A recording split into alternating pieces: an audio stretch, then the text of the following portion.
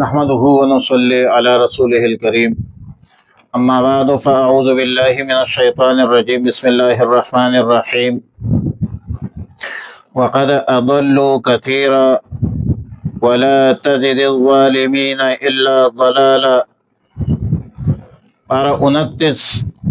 سورہ نوح رکو 2 آیات نمبر 24 تا 25۔ وقد اضلوا كثيرا، ان رئیسوں سرداروں نے بہت سارے لوگوں کو بہکا بہکا کر گمراہ کر دیا ہے، اور یہ رئیس سردار دین حق کے تبلیغ میں بہت بڑی رکاوٹ ہے، کیونکہ اللہ تعالیٰ کے ارشاد کے مطابق لن یؤمن من قومک الا من قد آمن سے معلوم ہو گیا تھا، حضرت نوح علیہ السلام پر واضح ہو چکا تھا کہ اب یہ بدبخت لوگ ایمان نہیں لائیں گے۔ اس لیے حضرت نوح علیہ السلام نے فرمایا کہ وَلَا تَزِدِ الظَّالِمِينَ إِلَّا ضَلَالًا، ان ظالموں کی گمراہی اور بھی بڑھا دیجئے۔ یہاں پر تو شبہ بنتا ہے یا ایک سوال ہو سکتا ہے کہ انبیاء علیہ السلام کی ذمہ داری اور فرض منصبی یہ ہے کہ عوام کو ہدایت پر لائے اور عوام الناس کو، امت کو ہدایت پر لانے کی جدوجہد کرے۔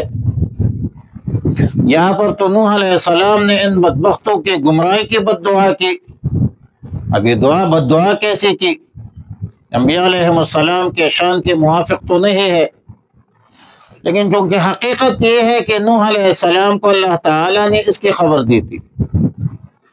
کہ اب ان میں کوئی بندہ مسلمان نہیں ہوگا، کوئی بندہ ایمان نہیں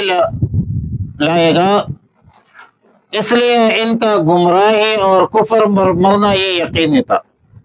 حضرت نوح علیہ السلام نے ان کی گمراہی بڑھا دینے کی بد دعا اس لیے فرمائی کہ جلد ان کا صبر کا پیمانہ لبریز ہو جائے، ہلاک ہو جائے، برباد ہو جائے، جان چھوٹ جائے۔ معلوم ہوتا ہے کہ مقصود دعا استہلاک ہلاک تھی، مقصود دعا استحقاق ہلاکت تھی۔ الغرض یہ بدبخت قوم اور اس بدبخت قوم کے رؤساء سرداران کے گناہوں کے سبب وہ سب طوفان نوح میں غرق ہو گئے، اور اللہ تعالیٰ نے فرمایا مما خطیئاتہم اغرقوا فادخلوا نارا، بظاہر اغرقوا اور فادخلوا نارا، غرق ہونا اور آگ میں داخل ہونا یقیناً دو متضاد چیزیں ہیں، لیکن یہ ذہن میں رکھے کہ اللہ کی قدرت کامل ہے، اللہ کی قدرت سے کوئی چیز خارج نہیں ہے، بعید نہیں ہے، اللہ تعالیٰ قادر مطلق ذات ہے، اللہ کے لیے کوئی مشکل نہیں ہے۔ حضرت الاستاد شیخ التفسیر حضرت مولانا رحمہ اللہ کا قول ہے کہ مما خطیئاتہم اغرقوا کا تعلق دنیا سے ہے، کہ دنیا میں یہ طوفان نوح سے غرق ہو گئے، اور فادخلوا نارا سے مراد یہ آخرت کے عذاب ہے، قیامت کے عذاب ہے، اور قیامت تو جب بندہ مر جائے تو فقط قام قیامہ، من مات فقط قام قیامہ، یعنی جو مر گیا تو اس کا قیامت شروع ہو گیا۔ راجح قول یہ ہے کہ فادخلوا نارا سے مراد برزخ عذاب ہے، کیونکہ جہنم میں داخلے سے پہلے تو حساب کتاب ہوگی اور عدالت ہوگی۔ معلوم ہوتا ہے کہ فادخلوا فی النار سے مراد برزخ عذاب ہے، جس کے قرآن کریم نے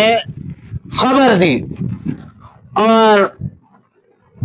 ظاہر ہے کہ آیات کریمہ سے یہ بھی معلوم ہوتا ہے کہ عالم برزخ یعنی قبر کے زمانے میں رہنے والوں کو، قبر کے زمانے میں رہنے والے مردوں پر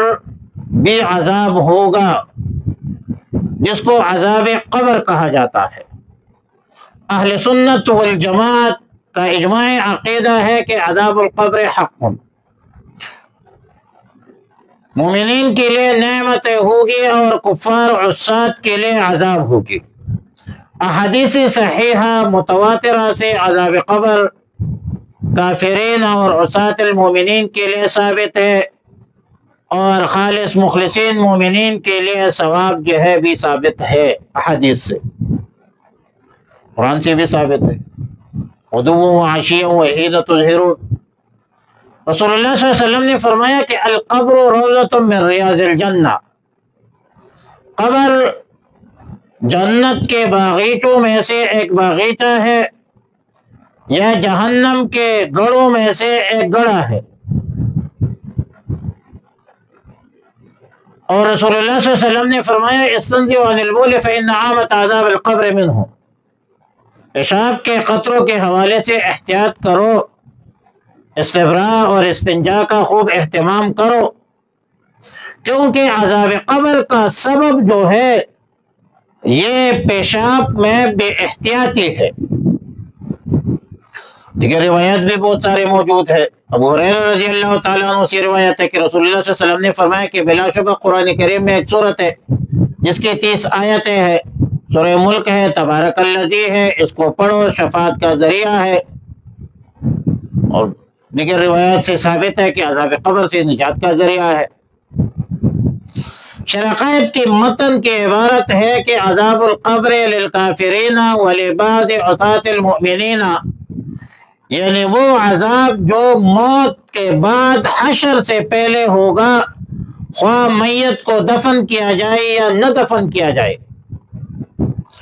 اس کے لیے یہ ثابت ہے۔ لیکن چونکہ عام طور پر ادیان سماویہ کے مطابق میت کو قبر میں دفن کیا جاتا ہے، اس لیے عذاب کی اضافت جو ہے وہ قبر کی طرف کر دی گئی۔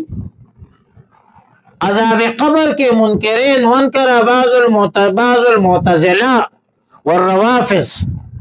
معتزلہ تو اپنے آپ کو اصحاب العدل والتوحید کہتے ہیں، ہم اس کو معتزلہ کہتے ہیں، جو حسن بصری رحمۃ اللہ علیہ کے مجلس سے انہوں نے اعتزال کے اعتزلہ عن مجلس حسن البصری وهم سموا انفسهم اصحاب العدل والتوحید۔ اور اسی طرح روافض وہ عذاب قبر کے منکر ہے، بعض معتزلہ اور روافض عذاب قبر کے منکر ہے، عقل کے قائل ہے وہ زیادہ تر۔